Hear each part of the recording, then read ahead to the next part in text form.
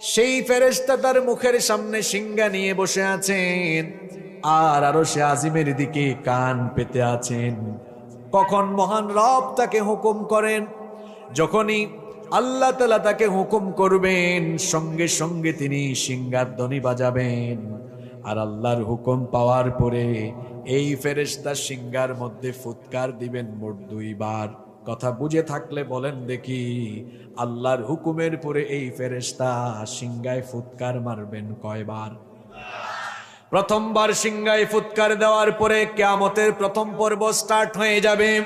রব্বুল আলামিন কোরআন কারীমের 39 নম্বর সূরা সূরাতুজ জুমারের 68 নম্বর আয়াতের মধ্যে বললেন, وَنُفِخَ فِي الصُّورِ فَصَعِقَ مَنْ فِي السَّمَاوَاتِ وَمَنْ فِي الْأَرْضِ إِلَّا مَنْ شَاءَ اللَّهُ।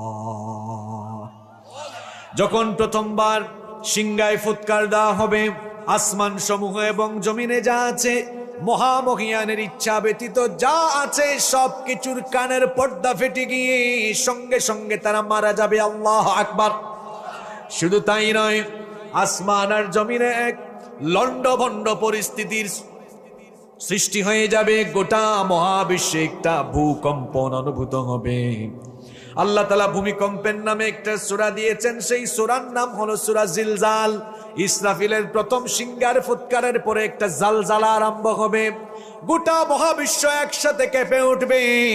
এজন্য আল্লাহ তাআলা বলেছেন, ইযা জুলজিলাতিল আরদু জিলজালাহা, যখন গোটা জমিনকে প্রবলভাবে প্রকম্পিত করে দেওয়া হবে। একটা ভূকম্পনের ফলে অবস্থা কি হবে আল্লাহ তাআলা কত চমৎকার করে বলছেন, ইন্না জালজালাতাস সাআতি শাইউন আযীম, নিশ্চয়ই সেই ভূকম্পন হবে একটি বিরাট ভূকম্পন।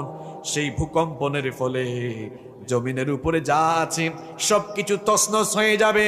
আমাদের উচ্চ দালান কোঠা, বিরাট বিরাট টাওয়ার, বিরাট বিরাট বিল্ডিং গুলো 100 তলা 120 তলা সব মাটির সাথে মিশে যাবে। আকাশের দিকে মাথা উঁচু করে দাঁড়িয়ে থাকা পাহাড়গুলো তুলার মতো উড়ে যাবে। আল্লাহু আকবার।